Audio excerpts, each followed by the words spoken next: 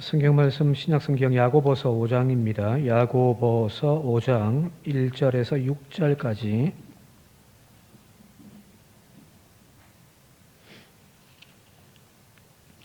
야고보서 5장 1절에서 6절까지 한 절씩 교독하겠습니다. 들으라 부한 자들아 너희에게 임할 고생으로 말미암아 울고 통곡하라. 너희 금과 은은 녹이 쓸었으니 이 녹이 너희에게 증거가 되며 불같이 너희의 살을 먹으리라.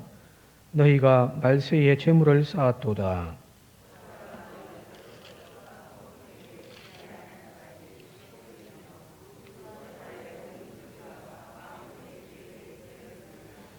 너희가 땅에 사치하고 방종하여 살리고 이날에 너희 마음을 살찌게 하였도다.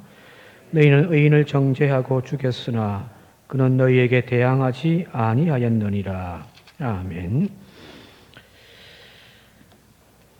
그동안 우리가 지금 이제 4월달 이제 다음 주면 4월달 이제 마지막 주이기도 합니다만은 한 4개월 정도 예수님의 뒤를 쭉 따라가고 있잖아요, 그죠? 주일날.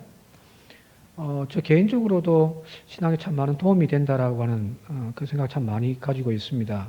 그냥 문득문득 생각했던 예수가 아니라 정말 오롯이 그 주님을 바라보면서 그 주님의 길을 따라가 보려고 쳐다보는 것만으로도 주님이 이 땅 가운데 어떻게 사셨는지를 조금 더 분명하게 볼 수 있는 기회가 되어져서 제 개인적으로는 참 많이 도움이 되어지기도 합니다. 그동안 쭉 살펴보았듯이 예수님께서 주로 만나시고 찾아가셨던 사람들을 주로 이루고 있는 사람들이 바로 가난한 자와 힘없는 자, 병든 자, 누군가의 도움의 손길이 필요한 그곳에 주님은 찾아가 주셨잖아요, 그죠? 복음서가 네 복음서가 있습니다만은 특히 누가복음을 보게 되어지면은 사복음서 중에서 누가복음을 보게 되어지면은 이 누가복음의 특징 중에 하나가 예수님의 복음 사역의 주인공들로 다루어주고 있는 사람들이 누구냐면 바로 가난한 자와 약자들입니다. 특히 누가복음에서는 거기 더 색깔이 짙어요. 예를 들어서 마태복음에 소개하고 있는 산상수훈의 8복의 첫 번째가 심령이 가난한 자는 복이 있나니 천국이 저희 것이다. 이렇게 마태복음 하고 있잖아요, 그죠? 근데 누가복음에서는 똑같은 이 8복의 첫 번째 복을 가난한 자는 복이 있다. 하나님의 나라가 너희 것이다 하는 거예요. 여기는 어떤 심령이라고 하는 어떤 추상적이고 형이상학적인 그런 개념이 아니라 실제적인 삶 속에서 가난한 사람들을 지목하고 있는 거예요. 오늘도 신음하고 있고 오늘도 절망하고 있는 너 가난한 사람들아, 너희들은 복 있는 사람들이다. 왜? 천국이 너희 것이기 때문이다. 예수님의 공생애를 시작할 때에 선언했던 그 회당 설교, 그것도 누가복음 4장에 나와 있지 않습니까? 그죠? 잘 알고 있는 말씀이니까 한번 함께 읽어볼게요. 누가복음 4장 18절입니다. 시작. 주의 성령이 내게 임하셨으니 이는 가난한 자에게 복음을 전하게 하시려고 내게 기름을 부으시고 나를 보내사 포로된 자에게 자유를, 눈먼 자에게 다시 보게 함을 전파하며 눌린 자를 자유롭게 하고. 이 구절도 누가복음에만 들어가 있단 말이에요. 자, 누가복음에서 이야기하는 주의 성령이 내게 임하시니 이는 가난한 자들에게 복음을 전하게 하시려고 라고 하는 거예요. 이 복음을 전하는 대상자가 여기 분명히 나와 있잖아요, 그죠? 저기 예루살렘에서 지금 떵떵거리고 살고 있는 대제사장들과 서기관들과 바리새인들이 아니에요. 그들이 나의 친구가 아니라는 거예요. 가난한 자들이라는 거예요. 그래서 포로된 자, 눈먼 자, 눌린 자들, 내가 그들을 위하여 이 땅에 보내심을 받았다는 사실이거든요. 자, 그래서 누가복음이 약자들을, 가난한 자들에 대한 어떤 복음서라고 할 정도로 그런 부분들이 많이 등장합니다. 사복음서를 쭉 비교하다 보면은 각자 자기만 가지고 있는 본문들이 있어요. 어떤 이야기나 말씀을 다른 복음서에 있는데 여기만 있는 것들이 있단 말이에요. 누가복음이 거기 참 많아요. 근데 누가복음에만 있는 말씀들을 쭉 뽑아봐서 보게 되어지면은 그 특징이 하나가 드러나는데 그것이 바로 앞서 이야기했듯이 가난한 자들, 약자들을 향한 예수님의 사역이라는 거예요. 대표적으로 누가복음에만 있는 이야기 중에서 여러분 잘 아시는 거지 나사로와 부자의 이야기 아시죠, 그죠? 거지 나사로가 막 온몸이 다 상처투성이 그 병들었던 몸으로 그 집 앞에서 먹을 것을 구하다가 구하지 못하자 죽어서 어디로 가죠? 아브라함의 품으로 가잖아요. 근데 그 집에 부자는 매일 열애를 베풀고 그냥 하루하루를 즐겁게 살아가는 그 부자는 어디로 갑니까? 지옥으로 가더란 거예요. 그죠? 이 누가복음에만 있는 거거든요. 삭개오의 회심의 이야기, 그 엄청난 세리장이란 말은 전도 이야기했습니다만은 어떤 정부로부터 세금을 걷는 일들을 따내어 가지고 개인적으로 세금을 거두는 민간인들이거든요. 그러니까 돈은 엄청나게 많을 거 아니에요. 손가락질 당하고 욕을 당하지만 돈은 많단 말이에요. 그리고 오늘날도 마찬가지예요. 현대도 마찬가지인데 이스라엘의 모든 그 돈과 금융들이 어디로 가 있냐면은 여리고에 있습니다. 여리고에 있단 말이에요. 여리고에서 세리장이었단 말은 엄청난 부자였단 말이거든요. 근데 이 세리 삭개오가 주님 만나고 난 다음에 뭐 하죠? 재산 팔아서 절반을 가난한 자에게 나눠주겠습니다. 이 누가복음에만 있단 말이에요. 어리석은 부자의 이야기도 누가복음에만 등장합니다. 수확을 많이 해가지고 창고를 더 늘리려고 막 꿈꾸고 있는. 그래서 오늘 밤엔 하나님이 너를 데려가시면은 너의 그 모든 계획들이 무슨 소용이 있냐. 그죠? 어리석은 부자의 이야기도 누가복음에 있단 말이에요. 자, 그리 본다고 한다면은 이 누가복음에서는 가난한 자들을 위한 복음서라고 하는 별칭을 가지고 있고 부자에 대해서는 조금 부정적인 시선을 가지고 있는 것이 사실입니다. 오늘 이건 야고보서도 마찬가지예요.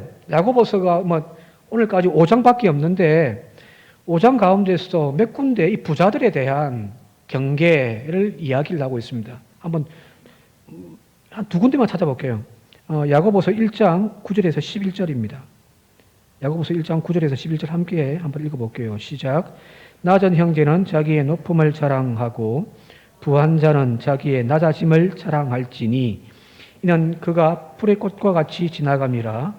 해가 돋고 뜨거운 바람이 불어 풀을 말리면 꽃이 떨어져 그 모양의 아름다움이 없어지나니 부한 자도 그 행하는 일에 이와 같이 쇠잔하리라. 부한 거 자랑할 필요 없다는 거잖아요, 이거죠? 꽃이 화무시비농이라고 피었다가 금방 떨어지는 것처럼 우리의 부도 사실은 이런 해가 뜨면은 뜨거운 바람에 말라 떨어져 버리는 꽃과 같다는 거예요. 그것 가지고 자랑하지 말자는 거예요. 야고보서 1장 27절입니다. 야고보서 1장 27절 시작. 하나님 아버지 앞에서 정결하고 더러움이 없는 경건은 곧 고아와 과부를 그 환난 중에 돌보고 또 자기를 지켜 세속에 물들지 아니하는 그것이니라. 하나님 앞에 인정받을 수 있는 정결하고 깨끗한 그 경건, 우리가 흔히 경건이라면은 뭔가 하나님과의 관계가 그죠? 기도도 한 몇 시간씩 하고 여기 뒤에 나와 있듯이 자기를 지켜 세속에 물들지 아니하는, 그걸 우리가 경건이라고도 이야기하지만 여기 앞부분에 고아와 과부를 그 환난 중에서 돌보는 것까지도 경건이라는 거예요.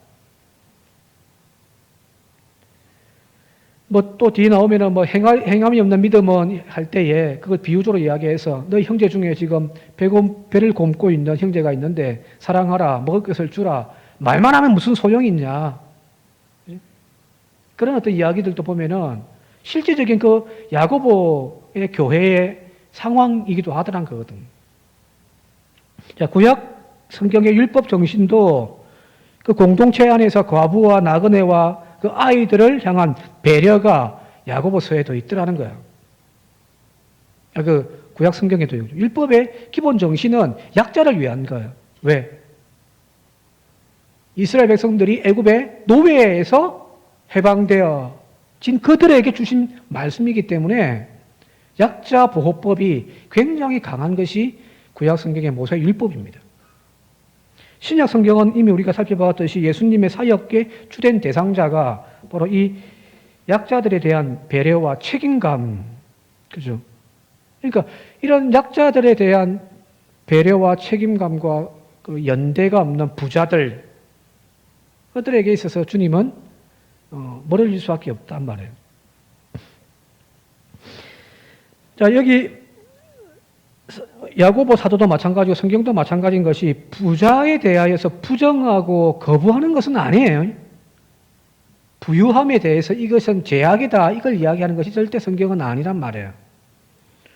예를 들어서 초대교회에 바나바라고 하는 인물이 있는데 나중에 이제 안디옥 교회에 와서 바울과 함께 전도 여행을 떠났던 그 바나바 같은 경우도 사도행전 4장 36절, 37절 보게 되어지니까 이렇게 되었습니다. 함께 읽어볼게요. 시작. 구브로에서 난 레위족 사람이 있으니 이름은 요셉이라 사도들이 일컬어 바나바라 번역하면 위로의 아들이라 하니 그가 밭에 있음에 그것을 가지고 사도들의 발 앞에 두니라. 자기 재산을 팔아서 교회에 헌물하여 그걸 가지고 초대교회가 함께 서로 나누고 하는 일들에 사용했더란 거예요. 얼마나 아름다운 거죠, 그죠? 그래서 그 바나바를 향하여 사도들이 당신은 원래 이름은 요셉인데 바나바 위로의 아들이다라고 이름까지 지어주잖아요, 그죠? 성경 안에서 분명 선한 부자들이 많이 등장합니다. 성경이라고 해서 부자를 부정하고 거부하고 멀리하는 것은 아니라는 거예요. 그런데 오늘 여기 나와 있는 야고보서의 이 부자에 대한 부정적인 입장을 취하고 있는 이유가 있단 말이에요.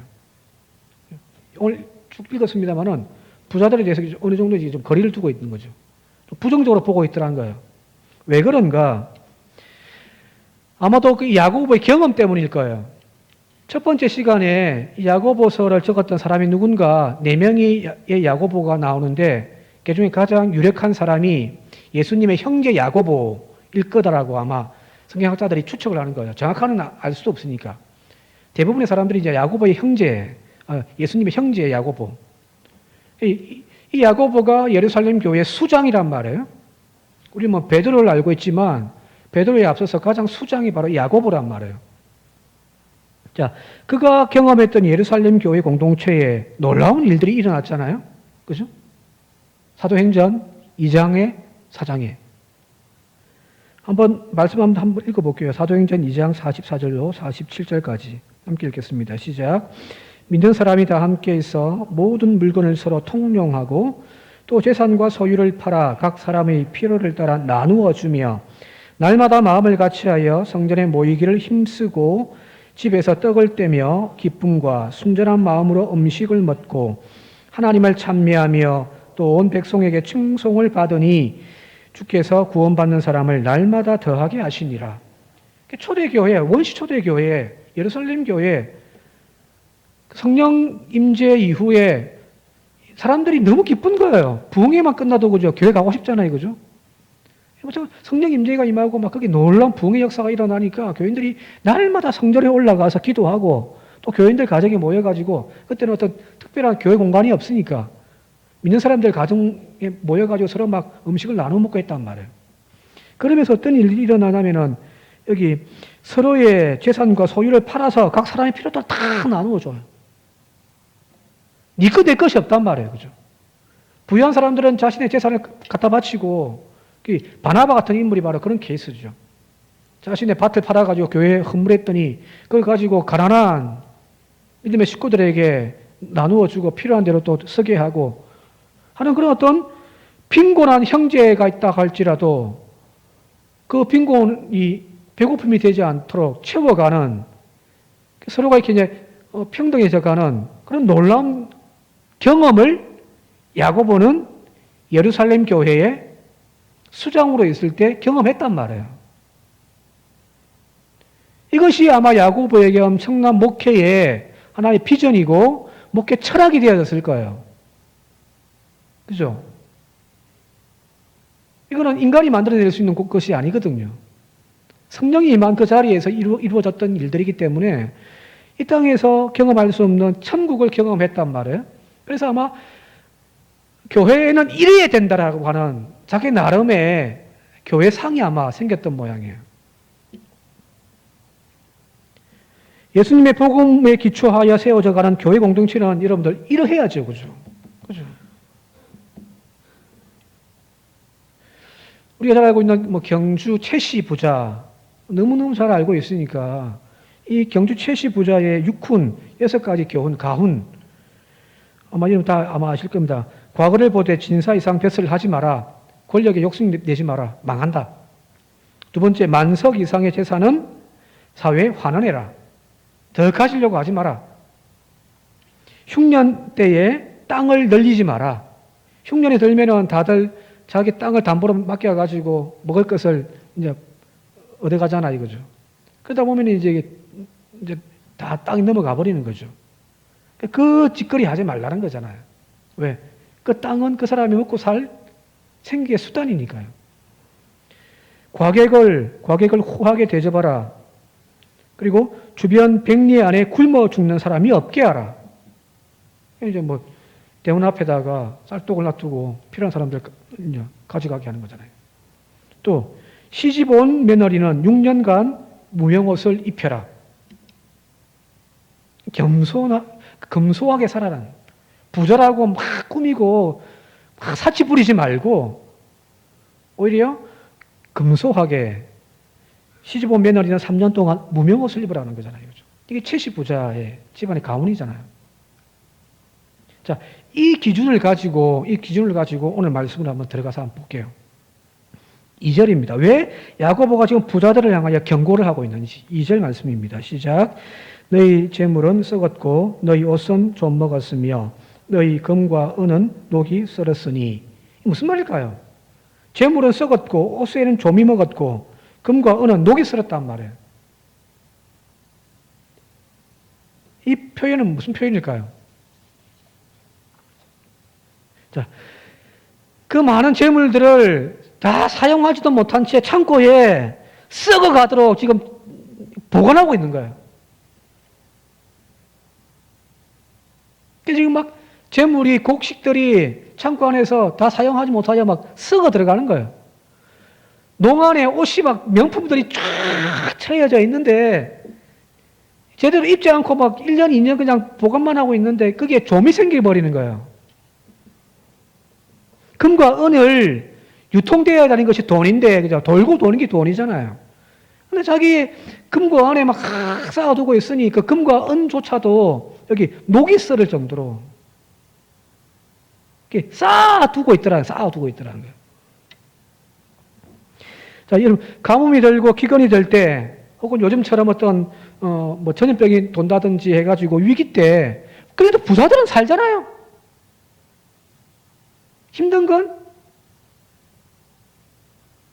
가난한 사람들이지.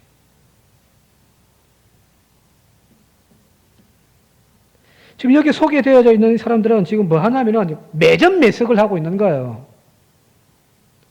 곡식이 없어서 지금 다들 굶어 죽고 있을 때, 그걸 풀어가지고 이 위기 때를 극복하기 위하여 자기 걸 좀 희생해 가면서 싸게 팔아가지고 함께 살아갈 궁리는 안 하고 자기 창고에 쌓아두가지고 그 곡식이 썩어 들어가고 있는데도 풀지를 않는 거예요. 왜요? 싸제기 를 하고 있는 거예요. 싸제기. 우리 작년 초에 마스크 대라는 경험했잖아요. 그죠? 마스크가 없어가지고 막 구하기도 어려웠고 하나에 5,000원, 등은 9,000원씩 하고. 왜 그랬을까요? 이 도매업자들이 창고에 쌓아둔. 왜? 가격 오르면 팔겠다고. 이 짓거리를 하고 있더라는 거예요. 지금 여기 나와 있는 그들의 재물은 썩었고 옷은 좀 먹었고 은과 금은 녹슬었다. 그런 표현이잖아요. 그죠? 쌓아두고 있는 거예요. 쌓아두고 와 좋다. 금고에 쌓아놓은 금과 은을 굶주린 사람들과 헐벗은 사람들을 위하여 입히고 먹이는 일에 사용했다라고 하면 그 부요함은 하나님의 축복일 거예요. 그죠? 채시 부자들처럼.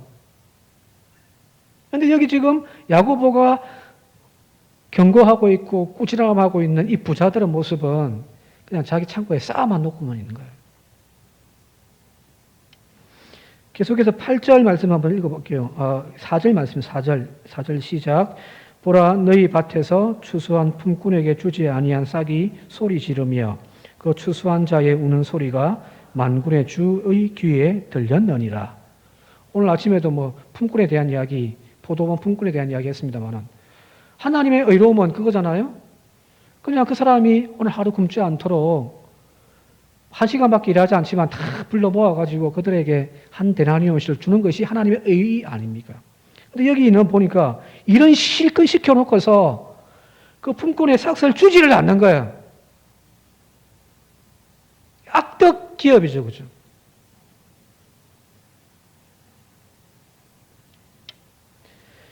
성경은 우리에게 이야기합니다. 부를 축적하는 것, 그 큰 나쁜 것 아니잖아요.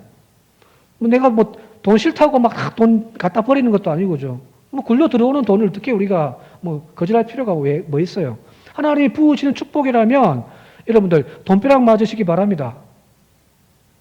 예? 아멘 아무도 안 하신대.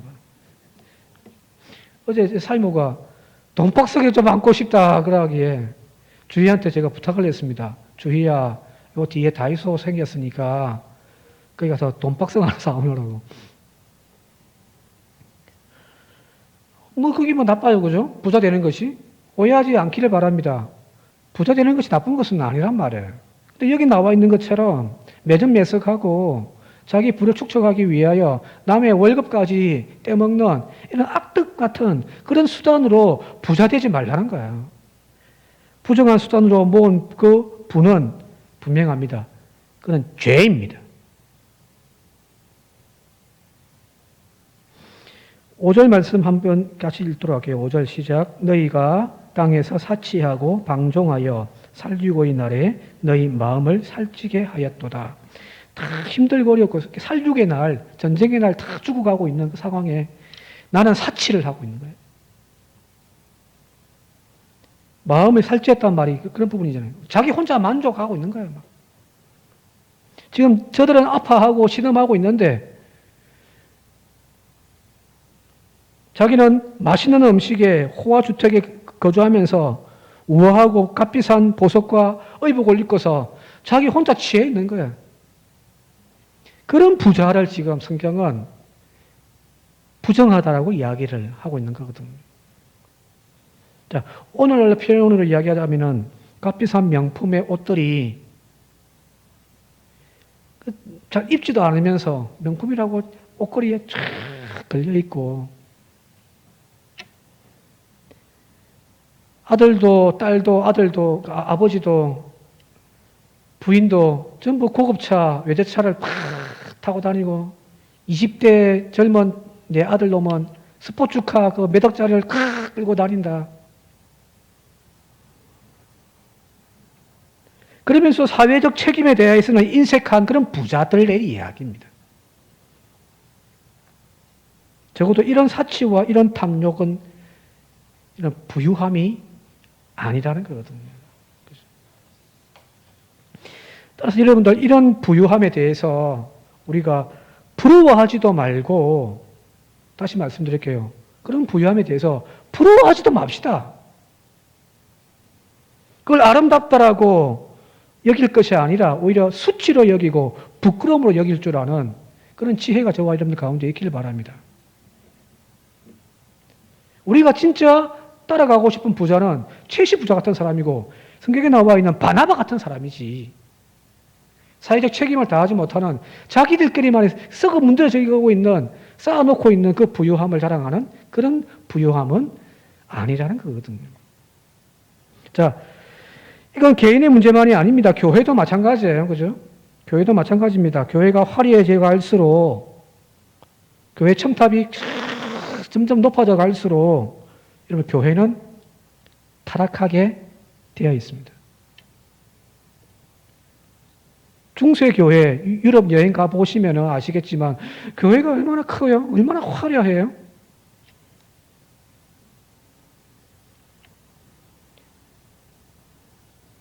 근데 가장 영적으로 어두웠던 시기가 바로 중세라고 하잖아요.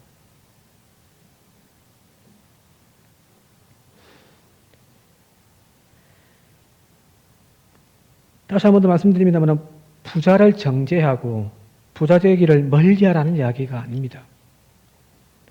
부자들은 다 죄인들이야. 그걸 이야기하는 것이 아니죠. 그거는 공산주의가 이야기한 거죠.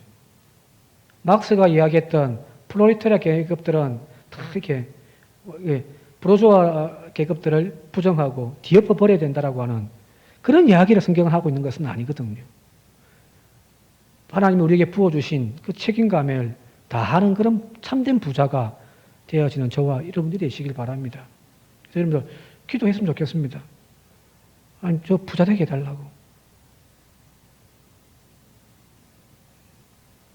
로또 뭐 그런 거 말고요. 그거는 부자가 아니잖아요. 그죠? 그건 내가 땀 흘려 노력한 대가가 아니니까. 하나님 부동산에 어떻게 한번 다 당첨되게 해달라고. 그런 기도도 좀 하나 하지 않았으면 좋겠습니다. 지금 세상이 막 부동산이라고 그죠?